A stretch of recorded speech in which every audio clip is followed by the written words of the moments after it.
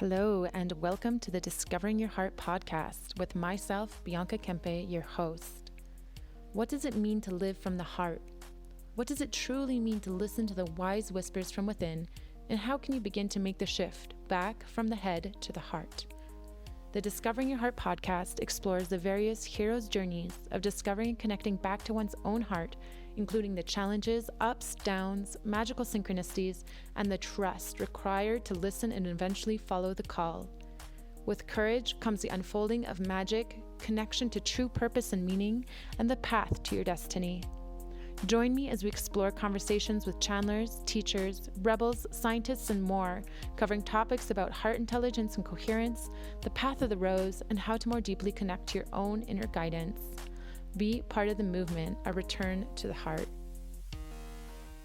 Today we have a very special guest, Mercedes Kirkel, one of my favorite authors. I am incredibly excited to invite her to join me today on this amazing episode of diving deep into her own story and then her sharing her purpose, her mission, and all of the magical downloads, literally downloads that she receives from both Mary Magdalene and Yeshua. She is a multi-award winning author, and her two best-selling books, one is Join the River of Love, and the other one is Sublime Union. And all of her messages are universal, not affiliated with any religion. Her work focuses on uniting the masculine and the feminine, the spiritual process of moving into higher dimensions of being. She's based in New Mexico and offers online meditations, channelings, private sessions, courses, and every year she does a Yeshua Magdalen love journey in France. And with that being said, I am so excited to introduce Mercedes Kirkel. Mercedes, welcome to the show. Thank you for coming. Thank you so much. I'm so glad to be here. Thank you for asking me. So as we begin most of these sessions, I would love to hear a few lines about who you are, and then we can go a little bit into your story of what brought you from where you began through that moment of awakening to where you are now, because a lot of listeners here are tuning in because perhaps they too are having a little heart knocking going on within themselves and just need that extra sense of courage, because what takes most of us from living a mediocre life to really following our heart's call and our soul's desires is taking leaps of faith. And I'm sure you've taken many of those. So with that being said, please introduce yourself in whatever way you'd like. Well, thank you so much for all of that. I am blessed to be a channel for Mary Magdalene and Yeshua. And I feel like my whole life prepared me for that, but the opening began in 2010. Beautiful. Thank you. And beyond that channel, I'm sure you are so many more things in your life. Do you have a family or? I had a family. I have a family. I have a daughter who lives in San Francisco and a son-in-law, but I don't have family in New Mexico here with me. So whenever you wish, let's hear the story and go wherever you want to go with it, as raw and real. We are all here, open-hearted, ready to listen. Well, there are so many points where I could say this was part of the story, this was part of the story. Because I do feel like in retrospect, my whole life was preparing me for this and beyond. I think I have actually been on this path and specifically worked with Mary Magdalene and Yeshua for many lives. But I didn't know that for a long time, and I didn't see that until afterward. But probably the biggest chapter opening of this part of my life happened when I was living in Hawaii, and I was leading a Tantra workshop in Hawaii, Sacred Sexuality. And a friend of mine asked if I had read this book that was a book channeled by Tom Kenyon about Mary Magdalene and her practice of sacred sexuality with Yeshua. And I said, no, I was not familiar with that book. And she said, oh, I think you'd find it very interesting. I have a copy. Let me lend it to you. So I said, great. And I read the book. And so this was probably 2008 when she gave me this book. And while I was reading the book, which is a wonderful book that I highly recommend, called The Magdalen Manuscript, Mary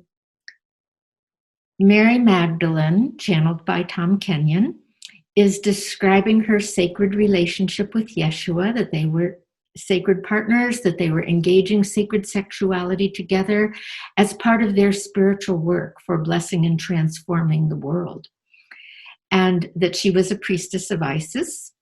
And she, in the book, she doesn't actually go into very much description of what the practices were that they were engaging. There's references to them, but she's pretty oblique about it. And the basic message, as I understood it, was those who are meant to hear this will know and will understand.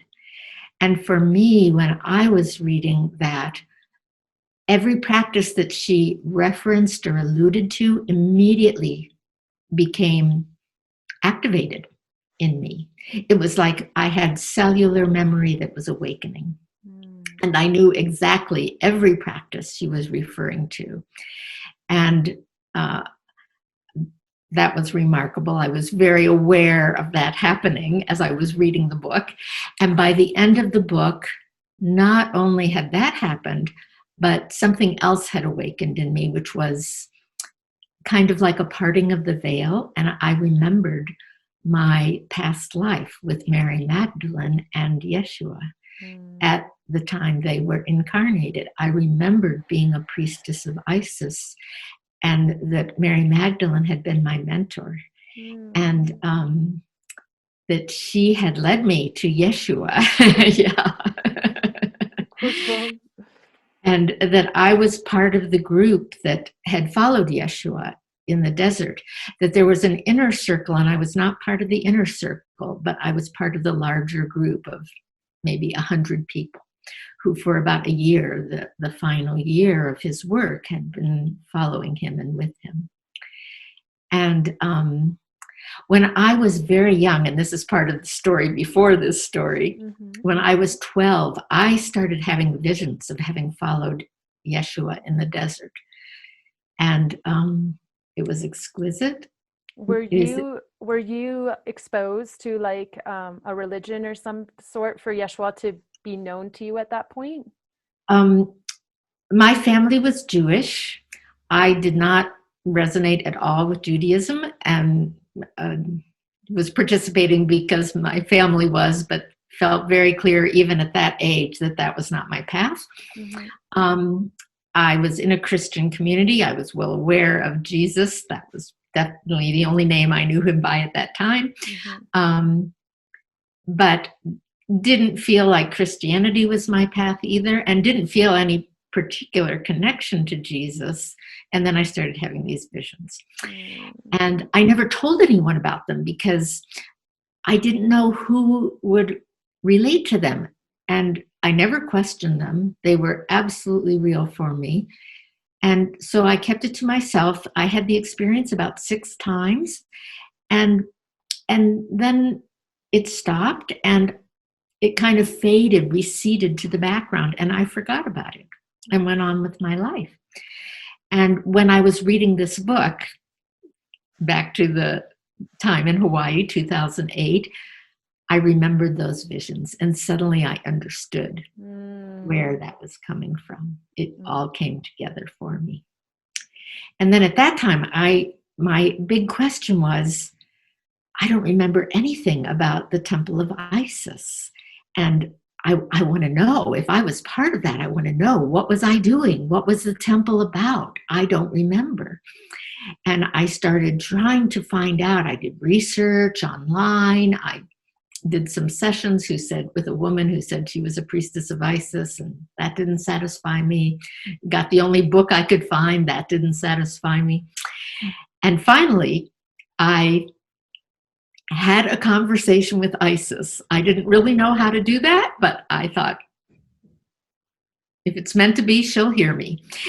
And I said to her, Isis, I need your help. If I'm meant to do something with this awakening and remembering that's happened, you're going to have to help me, because I don't remember I don't remember the temple. I don't really know who you are, and I don't remember who I was.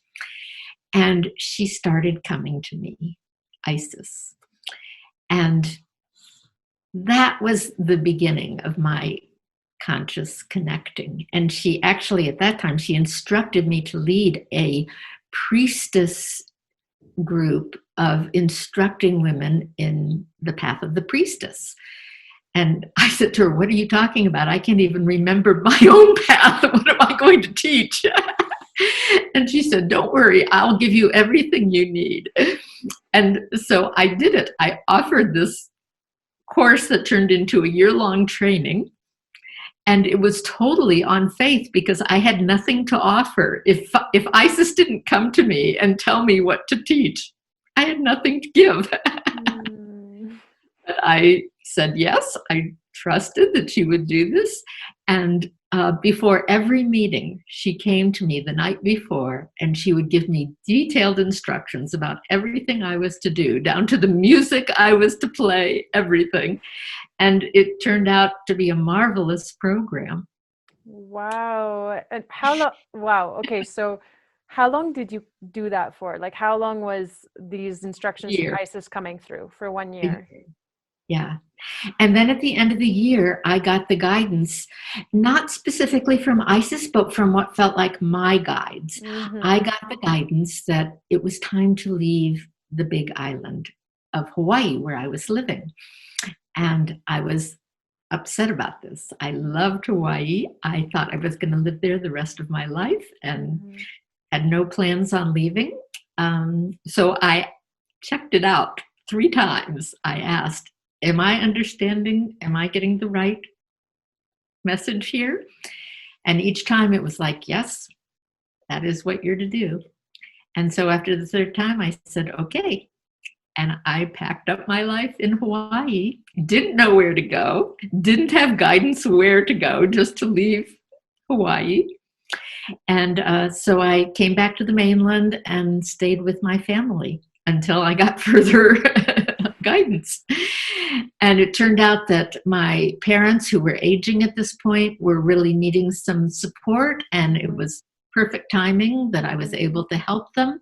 And during that time, periodically, I would ask, okay, Spirit, where am I supposed to be now? Where's my home? And I got nothing, absolutely nothing. And that lasted for 4 months. And then at the end of 4 months, I had really done everything at that point that I could see to do to help my family. And so I asked again. Was there like a lesson in that of perhaps patience, or just surrendering deeper into, okay? No, I think it was guidance, because that help was needed. Mm-hmm. And Spirit was saying, this is your next assignment. Mm-hmm. You need to help your family. Mm-hmm. And it was very important, what I was able to do. And as soon as it was complete, I started getting guidance. Mm-hmm. And I got guided to New Mexico, and then to Santa Fe. And when I came to Santa Fe, there were all the signs, the light was streaming down from the sky like those religious paintings. I love that. It was almost like I could hear the music swelling in the background and the red carpet rolling out. And everything I needed was provided, down to, being offered several places to stay. I didn't know anyone in Santa Fe. And the place that I ended up staying was with a woman who was a channel. Now, I have to insert one extra piece here, which was that during this time that I was getting the guidance from ISIS and leading the year-long program, I started to feel like this is my work now, and my work needs to change so that this is what I'm really doing. And specifically, I think my work is going to involve channeling. Mm-hmm. And what channeling meant to me was communicating with spirit, with higher guidance, which I already was doing, but it meant two things that I wasn't doing yet. One was that I could do it at will. Like I could choose the time when I would have this communication, whereas up till then, it always felt like spirit chose, and I didn't ever know when it was going to happen. Wow. And the other thing was that it meant that I would be able to get messages for other people, and up till that time, it had just been for me. And so what I started doing was praying, and I prayed every single day for 9 months, which is totally significant that it was 9 months. Can you share the significance of the 9 months with the listeners? To you, what that meant, or it was a birth process, and that it took 9 months to give birth to this next part of myself. Wow. That was able to channel. And my prayer was, if this is what I'm meant to do, please give me everything I need to be able to do it. And so I arrived in Santa Fe at this point and ended up living with a woman who was a channel. While I was still not sure how to do that. And I said to her at one point, one of the first things she said to me is, "Are you an author?" She said, "You have books hanging all over you." And at that point, I hadn't written any books. And I said, "No, but I have a feeling that may be in my future." She said, "Yeah, I think it is." And then I said, I also feel like I'm meant to start channeling, but I don't really know how to do that. And she said, "Well, do you meditate?" And I said, "I used to meditate for many, many years. And then I went through a very profound awakening and felt like I didn't need to do that kind of formal meditation anymore, that it was integrated into me and I was always in that place." Can we pause for a second? Do you mind expanding on that profound awakening that you had? Well, let's get back to that, because that'll take us a whole different direction. Let me finish this. Sounds good. So I said, "But I certainly know how to meditate, and I'm happy to do that." And she said, "Well, in order to channel, you have to have a clear mind. And for many people, meditation really helps." So the next morning, I sat down, started meditating, and immediately I had the feeling like there was a presence with me, and a presence that was safe, benign, wonderful, and that I wanted to open up to. And it felt like it was centered at my throat.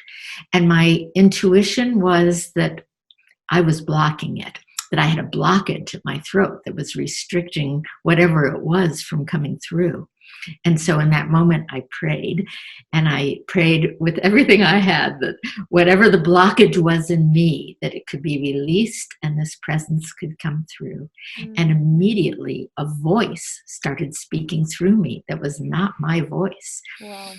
And the internal communication at the same moment that the voice began was, "This is the voice of Mary Magdalene." And before that moment, did you have any kind of intuition that Mary Magdalene was who you were going to channel? No, you just knew that something was going to come through. Yes. I was very surprised. And the very beginning of the message was addressing my doubt. And it's the very first sentences she speaks in the book Mary Magdalene Beckons, which I no longer can remember verbatim what it is. I used to have it memorized, but it was basically telling me that I could relax my doubt, that this is real.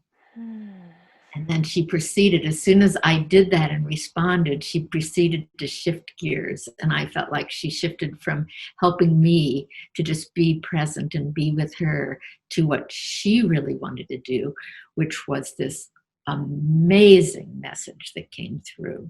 Okay, before we go to that message, do you remember one of the things she shared with you to calm that doubt down? Because I know a lot of people out there have a very strong mind with a lot of doubt. So maybe, is there something you remember? Those first two sentences that she said. Okay. She said, do not, I think her very first sentence was, do not doubt. Doubt is a part of your mind, and I am here to help you go beyond your mind. Beautiful. Thank you. Yeah. Okay, and then you were overcome. I understood what she was asking me to do, and I did it in the moment. It was as if like truth just overcame everything and let the rest dissolve. Yes, and I think also it was part of the depth of my relationship with her, that I knew how to trust her so deeply. Beautiful. And she knew that I could do that, and she was reminding me, you know this. Let's do this again. Beautiful. So then she proceeded to give the most amazing, phenomenal message, spiritual discourse about herself, about her mission with Yeshua that they were doing, about what it means for us now, about humanity's moment in evolution and what the work is before us, about the masculine, the feminine. It was just amazing. Okay, I would love to dive into some of those things if you don't mind. Just like, what was she saying that humanity's mission is right now? What is our purpose? And what is the significance of the feminine and the masculine coming together right now? Those are huge questions. Those are huge questions. Yeah. Let's get back to that one. Can we bookmark that? Sure, let's bookmark it. Okay. So she gave me this incredible message. At the end, I felt like I was in a puddle, totally dissolved in love, in bliss. Oh, it was just exquisite.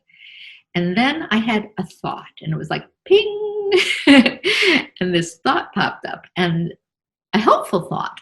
And the thought said, you're not going to remember this. And without one moment of hesitation or further thought, I said to her, would you repeat this message, and would you let me go get my computer so that I can type it into my computer so that I can record it? And she said yes.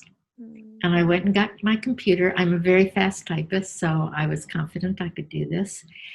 And she gave me the entire message again, absolutely identical to the first time, which I never could have done, especially in the state I was in by the end of the first time of her giving me the message.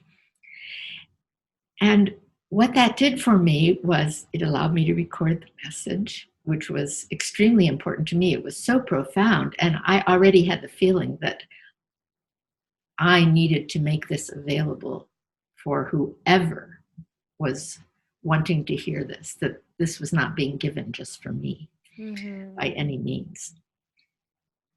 And so that was very important to me, that I had it recorded and could share it. But also addressing the doubt, because I couldn't have done that on my own. And it was very clear to me that this was Mary Magdalene. And this was not me just making this up, saying, oh, this must be Mary Magdalene, or I hope it's Mary Magdalene, or whatever. So that was very significant for me at the very beginning of this whole process. And I really never doubted again. That was it. And so how long was your journey then with her coming through? And was it something you'd practice daily or? Well, what I didn't realize that at that moment, but then after that, I started um, sitting down and inviting her to return every day, and she came to me daily for a month. And every day downloaded a new message that was equally profound and building on the previous one. And very quickly I realized she was downloading a book chapter by chapter. Every day she was giving me the next chapter of the book. And by the end of the 30 days, I had all of the messages that are contained in the book, Mary Magdalene Beckons. But she also, during the process, I began to just a very little share the messages with a few people.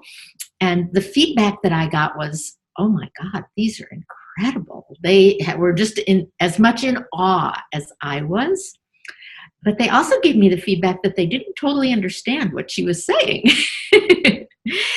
And I did. It was crystal clear to me what she was meaning. And so at one point she said, I would like you meaning me, to write a commentary to each of my messages, helping to explain for those who need help what it is that I'm meaning, and to give examples and stories from your life so that you can be a bridge to help people understand better what it is I'm communicating.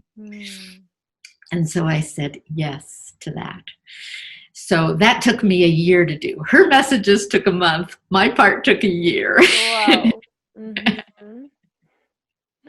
But that became the first book, Mary Magdalene Beckons. Amazing. I love that book so much. And like I said at the beginning, I have recommended that book so many times because it penetrates so deeply. So yeah, thank you for being available and open to sharing, receiving and sharing those messages, because they are such profound truth, especially, you touched on it really briefly before about this information coming through now and it being more important now than ever. This awakening of feeling and this awakening of coming into the heart. And if you don't mind, can we go back to that bookmark of what was that big message that she wanted to share in that moment, and how is it relevant today? Because I mean, most of us are pretty aware of there's some things happening on the planet right now. There's some big shifts, and how can we use these messages to navigate what's going on right now? Excuse me. Yes.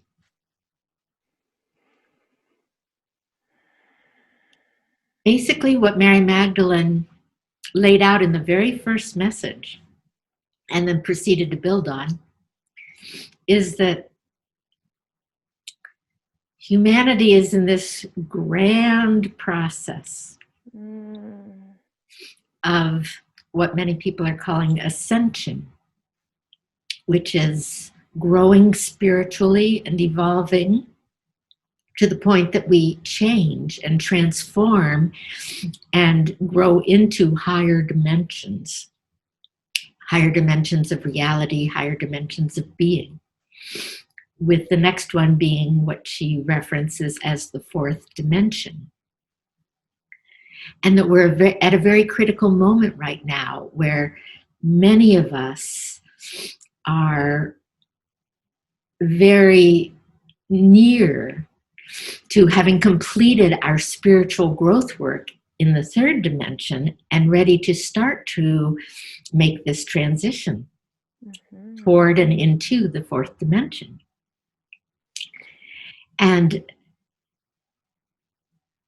that transition, from her point of view, has everything to do with the feminine and the masculine. And that a great deal of our incarnation over lifetimes, for most of us in the third dimension, has been about being very involved with the masculine, what she calls the masculine.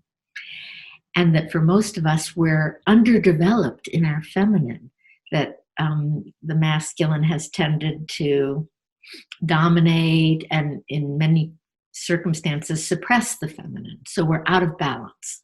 And that the gateway to the fourth dimension is to reclaim that balance first and foremost within ourselves.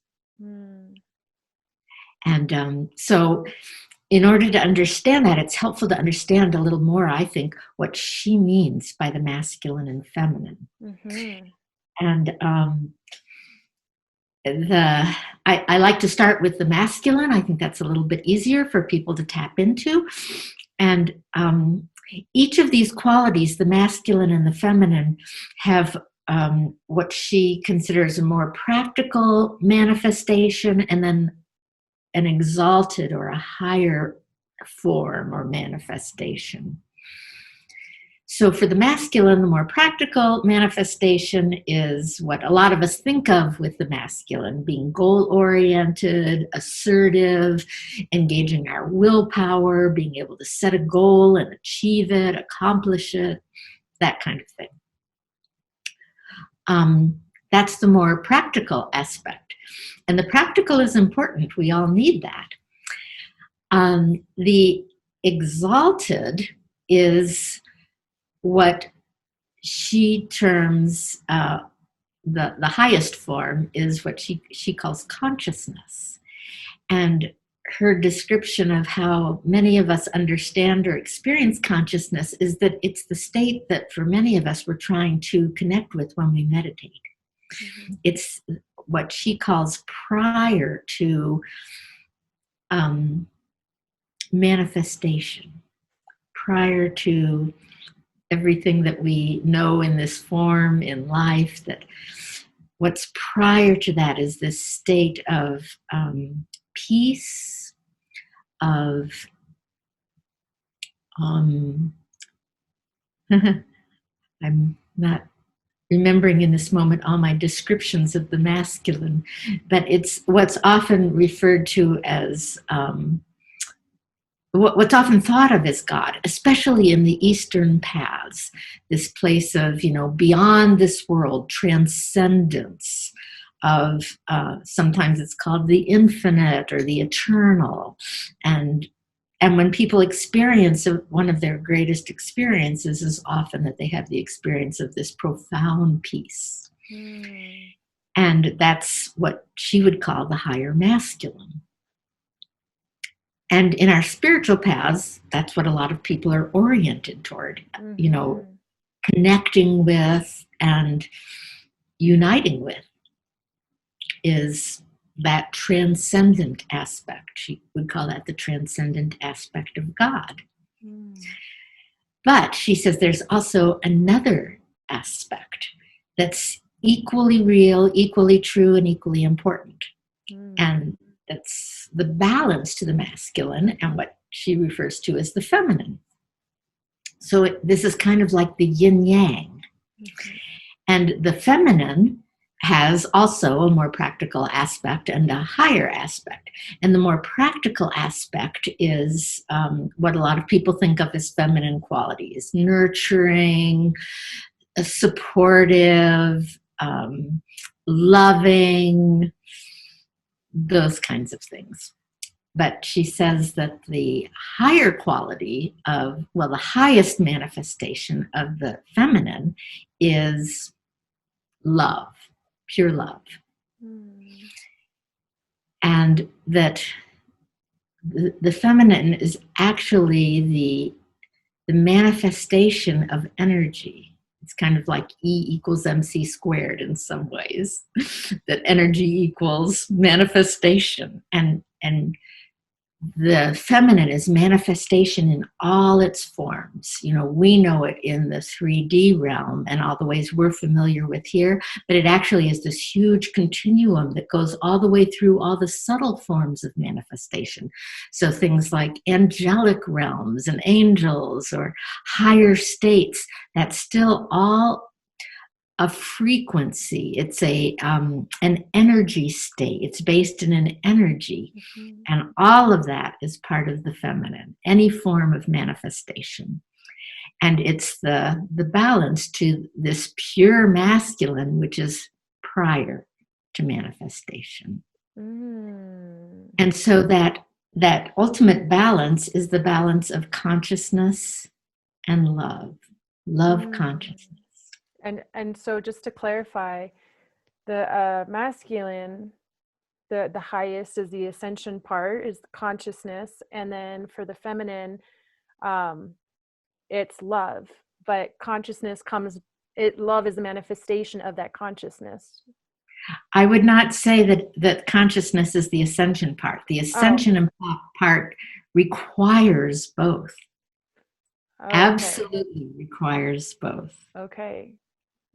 And if we don't have both, we may have experiences of higher states. And many of us do, especially those who are drawn to spirituality. Often it's those experiences that start to interest us. You know, I had my first experience when I was 8 years old.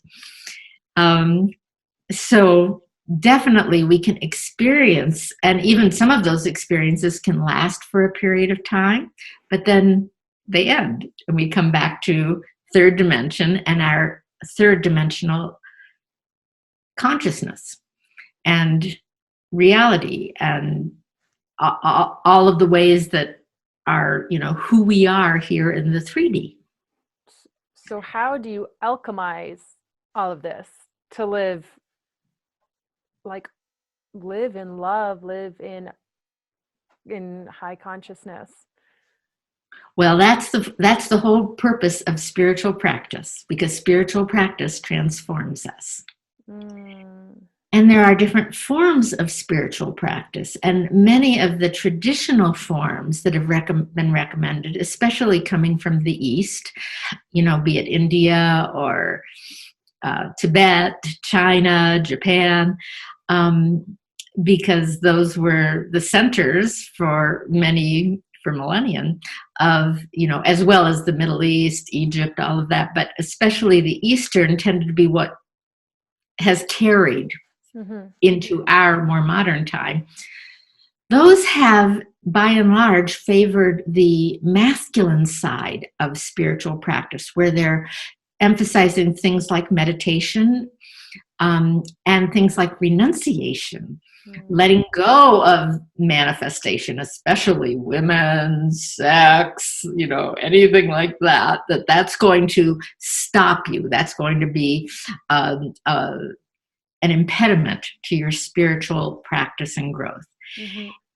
And that's the traditional forms that we've had. What Mary is saying is, at this point, what most of us need more than anything is this building up of the feminine, because that has not been developed. She said, it's not like we have to tamp down the masculine. There's nothing wrong with the masculine. The masculine is fantastic. We all need it. We just have not been developed in the feminine. So she's especially focusing on building up our access to the divine feminine, which she says the seat of the divine feminine for all of us in human form, in our 3D manifestation, is our heart. And she says that there's 3 foundations that support our growing and being able to live in our heart.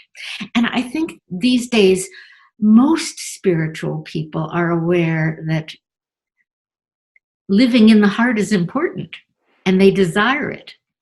And most spiritual people have hit a ceiling of, you know, they're not able to live in their heart as fully and as consistently as they wish, especially in challenging circumstances.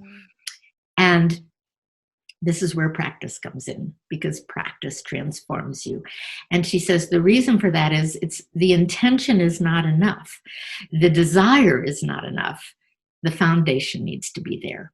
And the foundation, our feminine foundation for our heart, is these 3 centers in our humanity, in our being. And one is our body and our relationship with our body.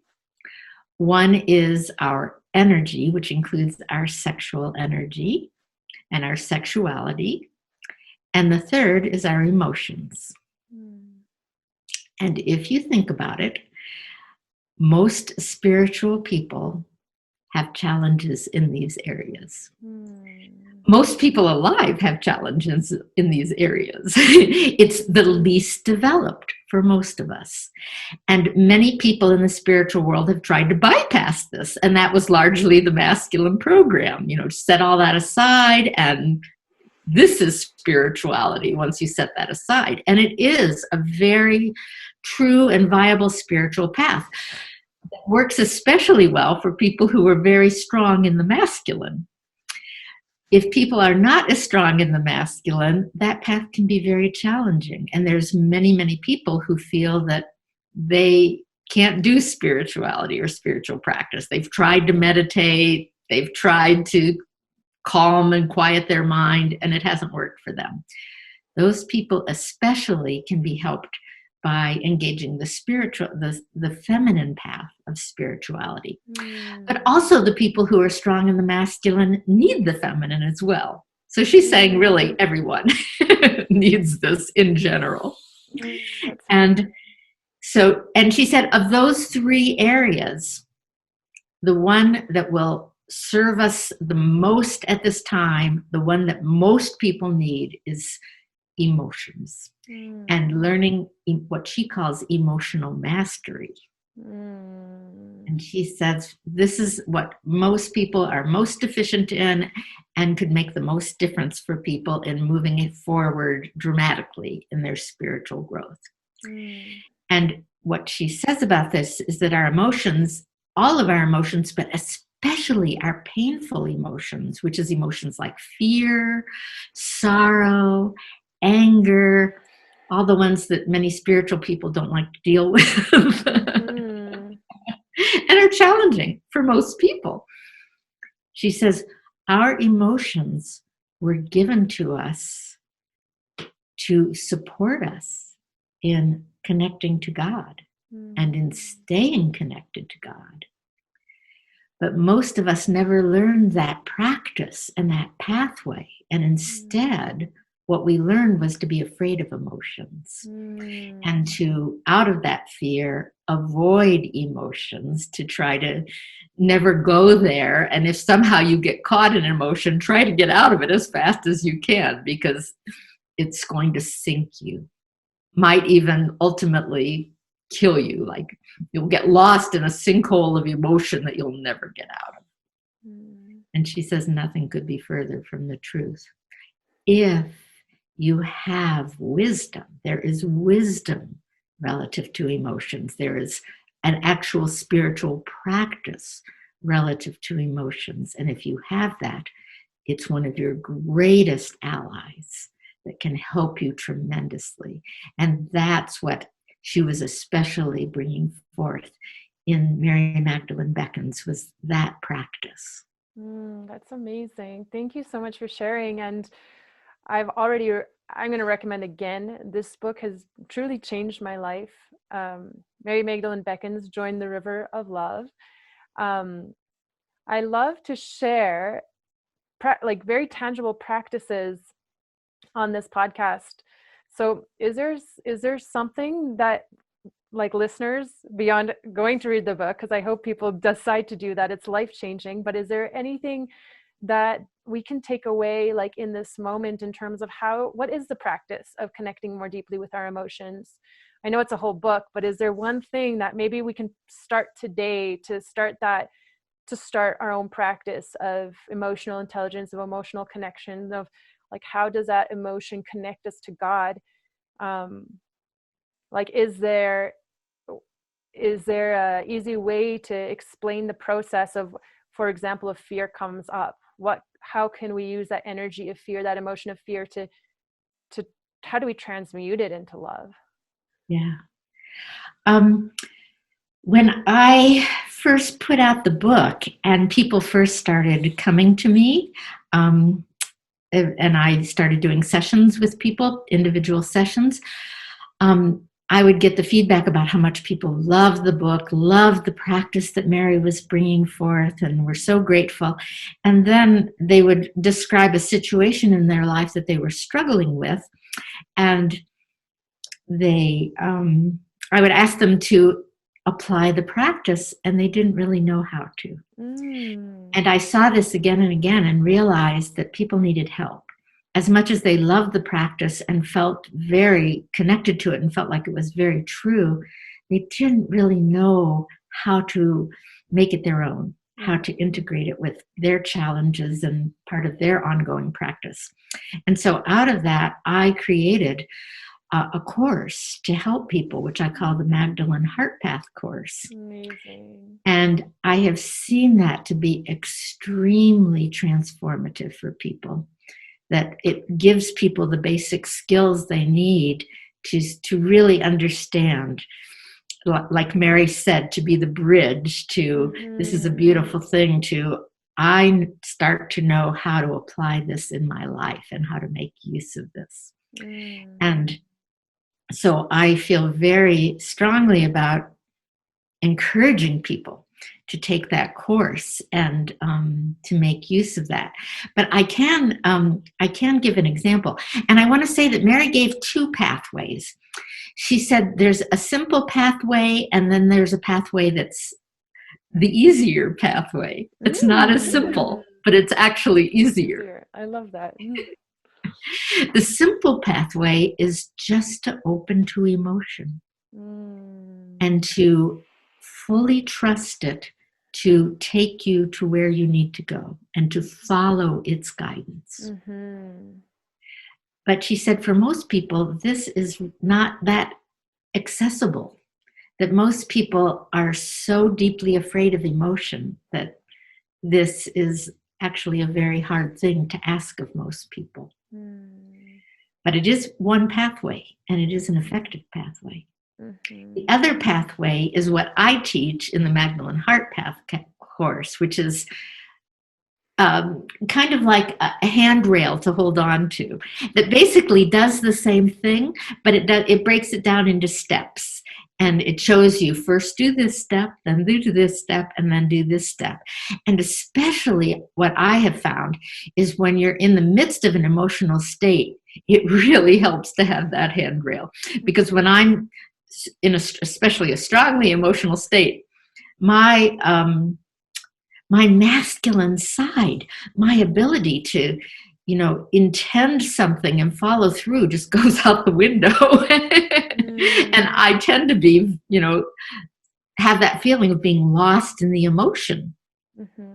And so having this practice and these specific steps is like someone taking me by the hand and walking me through it. And it makes a huge difference. Amazing. And is this like available at any time, or do you do these courses live? Both. I have a video option where people can just, get the videos of the trainings and they can watch it on their own at their own timing.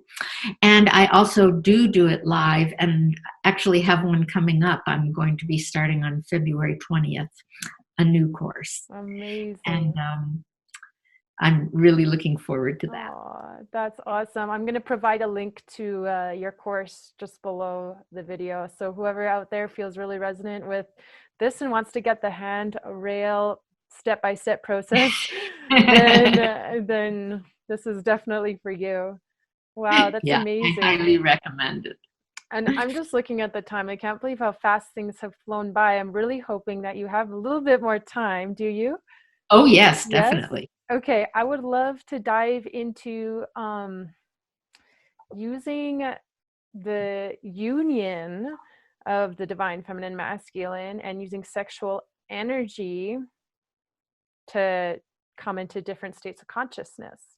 Because I know in your second book you talk about that, and would love to just hear about what that's all about. And Right. And Mary said, this is the second arena that many people need help with. First of all, healing any blockages that many of us carry. And these are second chakra blockages, especially in relation to sexuality. And, a blockage can be something as simple as, something that was said one time that disturbed you and you had a reaction to. It can be something as simple as that to a major trauma that occurred. Mm-hmm. And for most of us, there's some level of that kind of healing that we need to do because of our culture and, you know, our experiences in life. So she said, first of all, there's healing to do. But then beyond that, there's also a pathway through sexuality for transformation, for definitely for strengthening our inner feminine and for coming into union with the masculine. And she says for those who are choosing to engage sexuality and be sexually active in life, she highly recommends that they become educated and engage the practice of sacred sexuality. And I certainly can say from my experience in teaching sacred sexuality, which to me is the same as Tantra, you know, that they're interchangeable terms, that it's very life enriching, that people benefit from learning about sacred sexuality and engaging it in many ways. And it increases, you know, your pleasure in sexuality. It increases the depth and the experiences that you have in sexuality. It increases intimacy with a partner. It increases, it supports the kind of healing that I was talking about, very much so. But it also supports opening up to higher states, beginning with the fourth dimension and beyond, and is a very valid practice for also accessing higher states of being and higher states of consciousness. So she has given a whole series of instructions that are in the second book, which is called Sublime Union, of how to do that, how to engage those practices relative to sexuality. And virtually all of the practices can be engaged, whether you're in a relationship or not, whether you're sexually active or not. It's fundamentally, they are practices with your own inner sexual energy. And as such, it's very similar to Kundalini work, which is energy-based in sexuality. And as a priestess of Isis and, you know, trained in the temple of Isis, referring to Mary, in this case, she was highly skilled and knowledgeable about these pathways that could be engaged relative to sexuality or purely in a spiritual form that came to be known more as Kundalini. It's the same. And that's what she's instructing in the second book. Amazing. And I'm just like, I want to go deeper with it all, but I know that like people can just pick up your book and read it there, but maybe you can correct me if I'm wrong. I mean, in terms of like the sexual energy, or be it the Kundalini that lays dormant like a serpent at your root, it's just about activating that and letting that energy flow up. Ultimately, that is a way you could summarize it. And traditionally, there's always been a very strong caution relative to doing this, because it's a very powerful energy. And if you're not prepared for it, or if you're not being guided by a knowledgeable guide, that it is possible for this energy to do harm to our nervous system. And I actually know of people that this has happened to, who've had a spontaneous Kundalini awakening, and they suffered as a result of it because they weren't being guided and helped.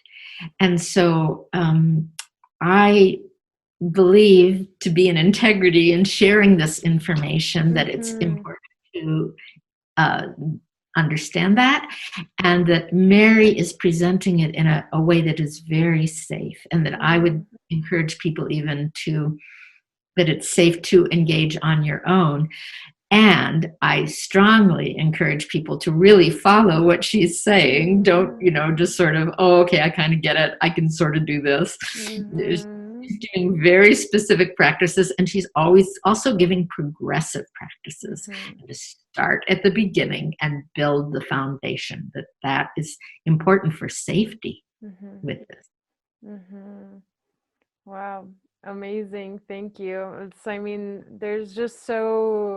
They're so vast, these topics, and so amazing. Thank you. Maybe with that being said, you can also share with the audience that you also offer coaching in that regard, don't you? I do. I offer coaching, spiritual coaching, heart coaching, sexuality coaching. And what I just want to say that ultimately, I think I was pointing to this when I talked about Mary Magdalene, helping us to move into our heart. And she's helping us to move into our heart more and more, and ultimately to make a shift into our heart and living in our heart ongoingly, that becomes our home. And she says that it won't stop there. That's our next level, that the feminine loves to unite with the masculine. And it is very natural for, once we're living in our heart and established in our heart, that this other process begins, which leads us to uniting with the higher masculine. And that is our third eye center, which is the seat of the higher masculine. And this marriage occurs. And once that has occurred within us, that is the doorway. We're ready for transitioning to the fourth dimension. Beautiful. Thank you. That was said so beautifully. And it made me think of two questions. One is, you refer to the fourth dimension frequently. If you had to explain what fourth dimension means, is there a way to kind of summarize that in your own words? It's much more of an energetic dimension. There is a physical component to it, but it's much lighter. Just like we experience energy here, but our primary experience is of physicality. Fourth dimension is kind of flipped. It's mostly energy with a small component of physicality to it. And most people experience the fourth dimension regularly in their dreams. And that's a very good way of understanding what the fourth dimension is primarily like.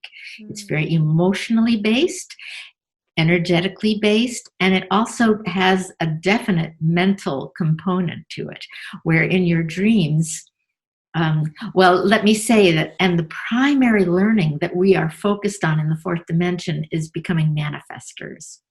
And some of us are already beginning to be drawn to that and focusing on that, and that is part of this evolution process that's happening, where we are moving toward that. But that's going to become front and center when we're in the fourth dimension. And just as in your dreams, you can think a thought and boom, the dream changes and you're suddenly in that thought, it's manifested. That's what we're going to become through the fourth dimension. It's the stage of really becoming masters of manifestation. And I mean, you're probably aware, all over the place in these spiritual groups and circles, we talk about transcending into the fifth dimension. It's almost as if the fourth dimension is skipped. We're moving into 5D. We're moving into 5D. Yep. What's your interpretation of that? I think that's part of the spiritual bypass. That once the fifth dimension is very heaven-like. It's, I think, where the idea of heaven came from, is very, very similar to, if not the same, as the fifth dimension. And there's a part of us that wants that. It sounds great. And many of us have had experiences of that. We know what that is. But I think it's bypass, that we are not going to be able to land there permanently. We can have temporary experiences, but we won't be able to land there permanently until we've done our work of completing the third dimension, the fourth dimension, and then into the fifth dimension. I think it's a little bit of spiritual arrogance, actually. Many people assume that, oh, I'm just here in the third dimension to help. I'm kind of like a bodhisattva. I just incarnated this time to help out. And Mary Magdalene says, no, not really. She says, everybody here came here because they have not completed this, and we have completion work to do. And if you scratch beneath the surface, and especially the surface of the feminine, relative to emotional work, work in relationship to our physical bodies, in relationship to our sexuality, you'll usually find that people have not completed their 3D work. And that needs completion. Well, it's the same with the fourth dimension. One time I was in a workshop with another teacher, and someone brought up this exact same question. They were talking about the fourth dimension, and they said, oh, well, I'm hearing that we're already in the fifth dimension. And he pointed to the wall, and he said, can you walk through that wall? And they said, no. And he said, well, I don't think you've completed the fourth dimension.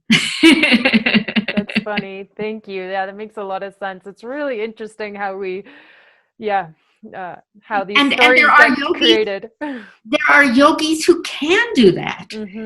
We know that. It is possible. And there are people who have perfected that. They may have other areas that they haven't completed, but that is totally possible. And that is, we're not going to skip any grades here. We're in a school that has a logic to it. Yes. And that's part of our development that we need. Beautiful. Thank you. And just kind of coming full circle, since the podcast is called Discovering Your Heart, I would love to hear what your interpretation is of living from the heart. What does that mean in everyday life?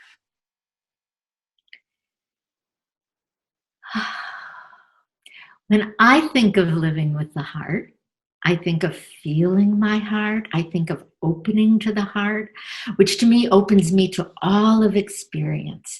It's the feminine experience of opening, surrendering, union, and ultimately it's union with the masculine. So it's kind of like this lovemaking with God, with all of reality, with all that is. That's living in my heart. Beautiful. Thank you so much.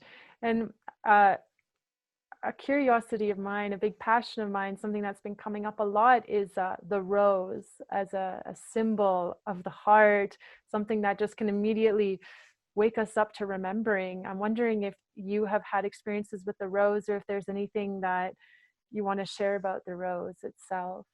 I definitely associate the rose with Mary Magdalene. And there's, legends that when she was later in life, when she was meditating, that people would smell the fragrance of rose that surrounded her. I think part of her manifestation. But, beyond that, rose represents passion and pleasure, the beautiful fragrance, the softness of the petals, the beauty of looking at a rose. It very much embodies the feminine. And there are thorns. And that's part of the feminine too.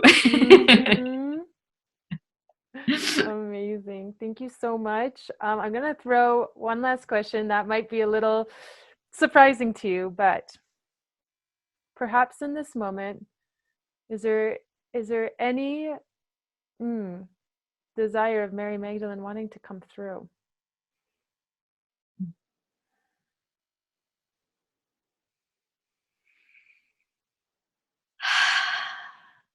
Yes.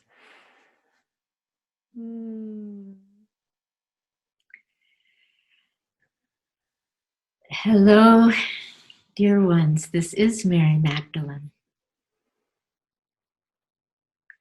What I want to emphasize that I have heard earlier you speaking about is this point of doubt. It is so important in your spiritual development.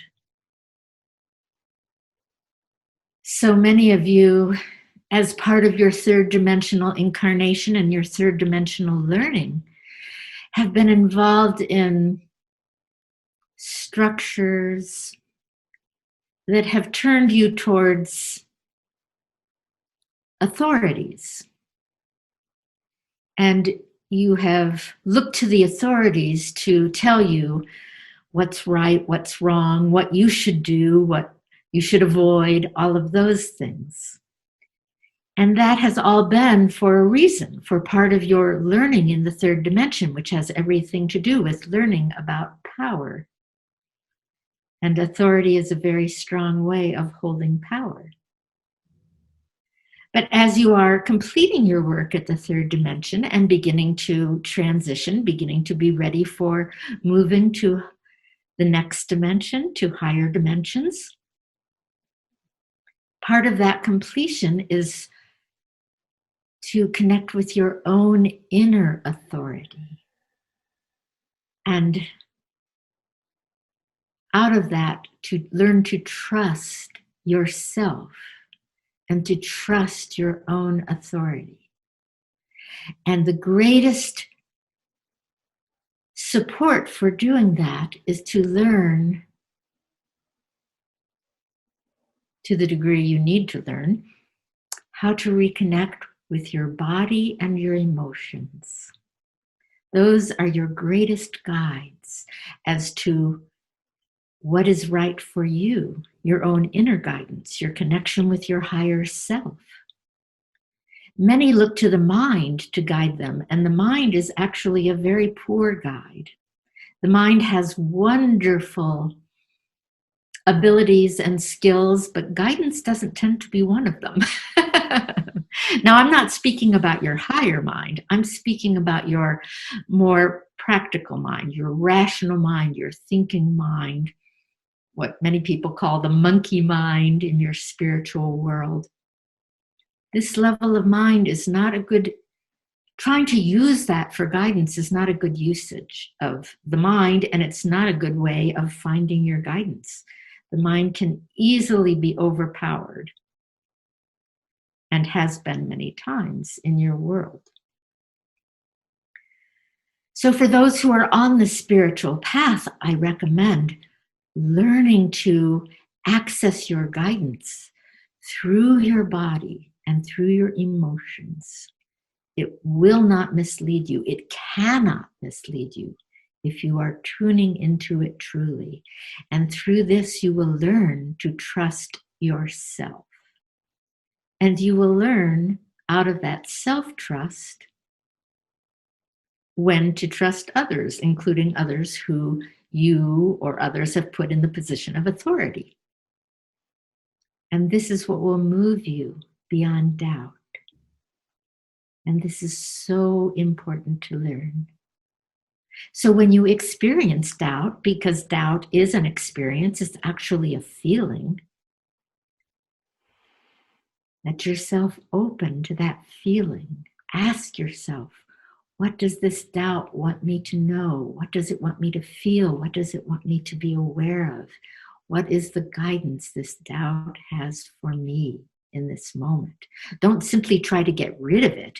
It's there to help you, as are all your feelings. Follow it and make use of it. When you have made use of it and the purpose that it came for is complete, it will resolve. It will fade back into peace, and you will no longer be in doubt. And that is your sign that you have received the gift of the doubt and the guidance it had to bring, the gift for you to know what is right for you. I hope this is helpful for you. I dearly love you, and I offer you my greatest heart blessings.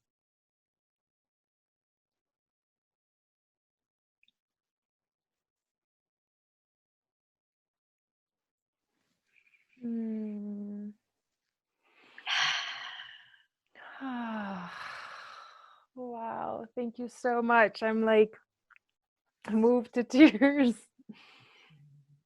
Thank you. You're so welcome. Thank you for asking. Wow.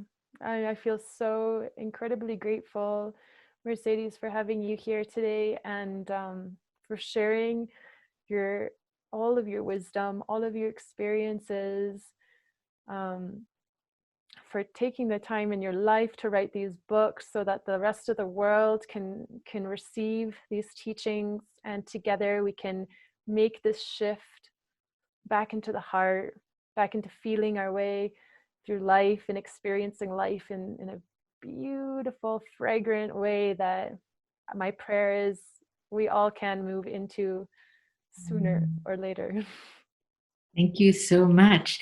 And I'd like to invite everyone to my website, which is mercedeskirkel.com, MERCEDESKIRKEL.com.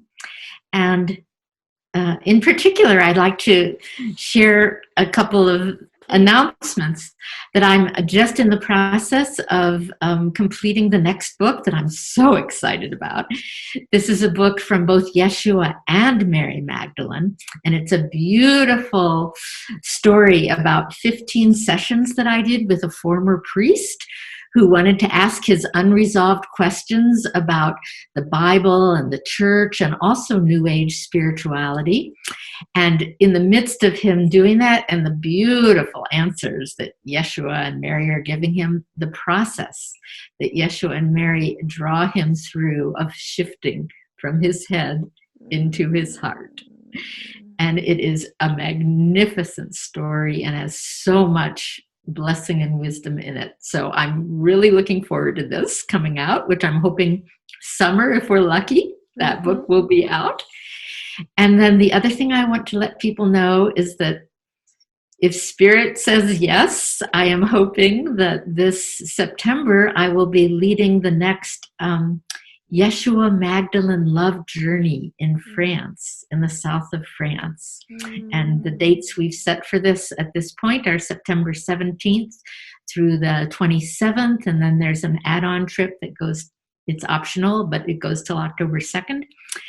And this is a magnificent spiritual journey of really immersing yourself in the love field of Yeshua and Mary Magdalene and going to their sacred sites and going through a very deep process that I guide people through in the midst of that. And I absolutely love this journey and this trip, and I call out to everyone who feels moved, everybody who thinks that this is part of their path, to go to the website, check out the trip, and if it feels right for you, please come join us.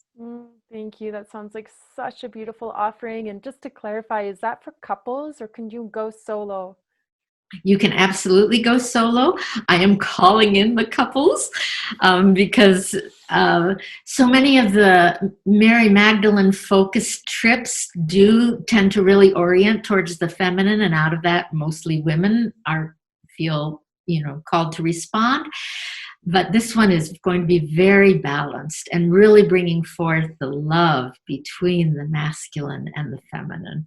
And so if you're a man who's interested or a woman who would love to share this with your partner, this is a great moment, a great opportunity. Amazing. Thank you so much again. And for all of you watching, all of the information is just below Mercedes' website. And remember, her upcoming course is coming up really soon, February 20th, The Heart Path, where you learn like her guides, the step-by-step process to surrendering into feeling, really, and navigating that. So yes, again, thank you for all of that. It was such a blessing and an honor to have you here today. And I'm so excited for this friendship and to continue being in touch and perhaps being in France together later this year. Oh, I would love that. So thank you so much and have a beautiful rest of your day. Thank you. I'm so grateful for this. This has been so wonderful. Many blessings. Many blessings. Thank you.